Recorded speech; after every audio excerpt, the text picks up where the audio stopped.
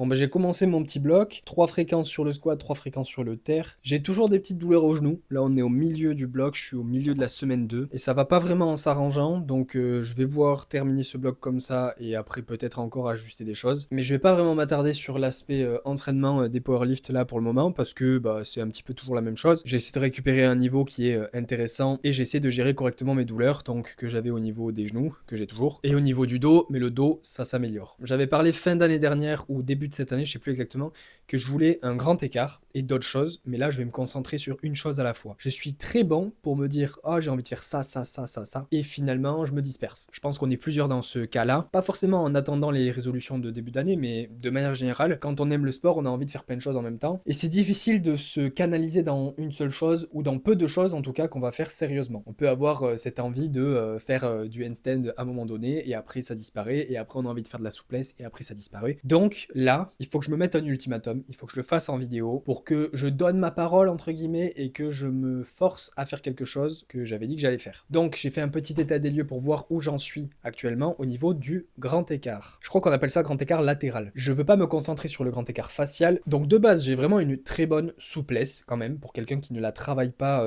régulièrement. Genre en ce moment je la travaille pas du tout et j'ai quand même une très bonne souplesse de base. Par le passé je l'entraînais et c'est peut-être quelque chose que j'ai gardé, mais de base de toute manière j'ai quand même une bonne souplesse, et même si la souplesse c'est quand même très spécifique à certaines articulations, de manière générale je suis plutôt laxe. Je suis même hyper laxe puisque j'avais eu des luxations au niveau de l'épaule, mais je précise que ça dépend des articulations parce que je peux avoir une épaule très mobile mais un coude pas hyper mobile, et par exemple les chevilles ne sont pas hyper mobiles dans mon cas alors que mes hanches sont quand même plutôt mobiles. Donc pour le grand écart latéral, je me suis dit que j'allais le faire tous les jours, pendant 30 jours, et je veux voir les résultats que j'aurai au bout de 30 jours. De manière générale, plus tu veux être meilleur dans un domaine, plus tu veux le pratiquer. Ça, c'est assez classique.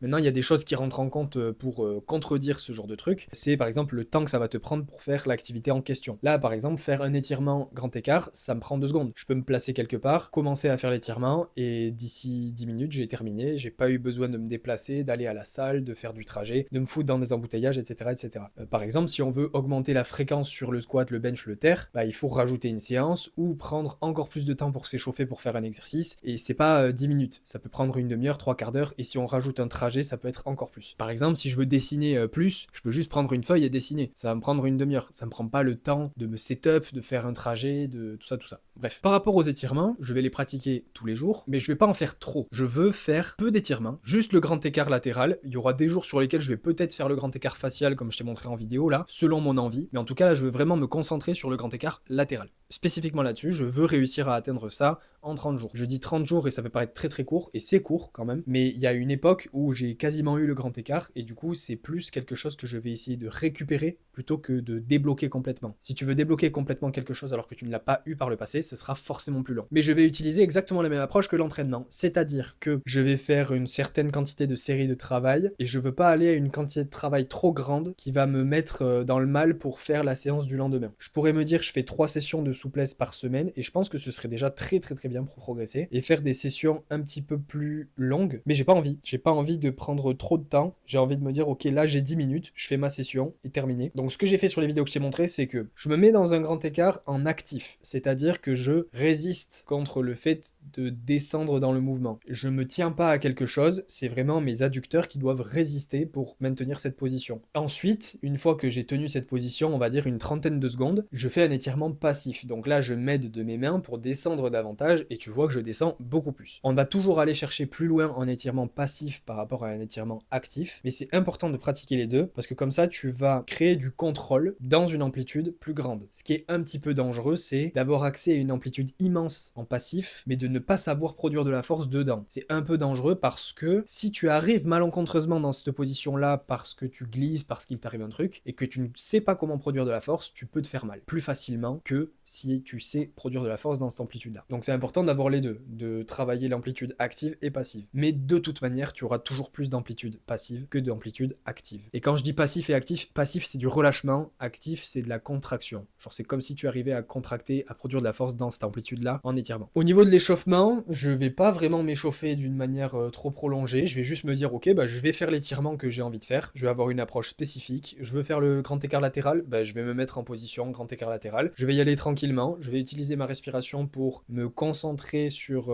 la position dans laquelle je suis pour essayer d'aller chercher un petit peu plus de centimètres d'amplitude petit à petit dans l'étirement. Je vais écouter mon corps, c'est-à-dire qu'il faut que j'aille jusqu'à un seuil de douleur qui est présent mais pas trop élevé, genre 2-3 sur 10 de douleur. Mais l'idée c'est pas de serrer les dents pendant que je suis dans l'amplitude donnée, c'est d'accepter le fait que ça fait mal, mais de se dire ok, ça fait partie du jeu et je vais juste accepter cette position là, et comme ça je sais que la position dans laquelle je suis elle va créer un peu des adaptations. Parce que si tu restes que dans une amplitude qui est confortable et qui est pas douloureuse, on peut se demander si tu es en train de créer des adaptations. Je pense que tu en crées mais c'est très limité. Et si tu vas dans une amplitude qui est très douloureuse, bon ben là c'est pas agréable du tout, et je pense même que tu vas avoir tendance à trop te crisper et donc à pas forcément créer autant d'adaptations que si jamais tu allais un peu moins loin avec une douleur un petit peu moins prononcée et que tu acceptais cette douleur avec la respiration, etc. Donc il y a un juste milieu à trouver, c'est comme tout. Faut un peu de douleur mais pas trop, un peu d'inconfort mais pas trop, en gros. Du contrôle, y aller progressivement, pas se dire bon ben aujourd'hui c'est bon, je commence à faire le grand écart, j'en ai jamais fait, crac, je descends jusqu'en bas et je me fais un adducteur. Ça, il faut pas faire, évidemment. Moi, là, je me permets de commencer comme ça parce que j'ai déjà une bonne souplesse de base et que je n'ai pas de douleur avant ça. C'est-à-dire que je peux descendre relativement bas sans douleur, sans contrainte. Et du coup, c'est mon point de départ par rapport à mes capacités actuelles. Mais donc voilà, on va voir si je suis capable d'aller le chercher en un mois. Moi, je pense que oui, franchement. Sinon, je me dirais pas que je tente d'aller le chercher en un mois. Je pense que c'est faisable. Je pense que si je m'y mets sérieusement, ça va être faisable. Et après, pour le maintenir, je pense que ce sera beaucoup plus facile. Et que ça me demandera pas autant de sessions par semaine. Et j'aimerais bien cette année faire, tu vois, un mois où j'essaie d'aller débloquer ça, et après je le maintiens et j'essaie d'aller débloquer autre chose. Et la souplesse, ça me chauffe pas mal parce que c'est une activité qui est complémentaire, j'ai envie de dire, avec la force. C'est-à-dire que c'est pas forcément bien d'être hyper souple si tu veux performer à ton meilleur niveau. J'aurais tendance à dire qu'à un certain stade, c'est peut-être même contre-productif si t'es trop souple. Mais là, je m'en fous un peu de me dire ouais, ça peut potentiellement m'empêcher de performer. J'ai envie de faire ça. J'ai envie d'aller chercher de la souplesse parce que c'est un truc où je sais que j'ai un petit potentiel et c'est une forme de progression aussi, une forme de maîtrise du corps que j'aime et qui en ce moment me chauffe bien. Donc on va voir si je suis capable d'aller chercher ça. Voilà, j'espère que tu auras aimé la vidéo. Si tu as aimé, mets un j'aime, commente pour me dire ce que tu en as pensé. Je te dis à la prochaine. Reste positif. Peace.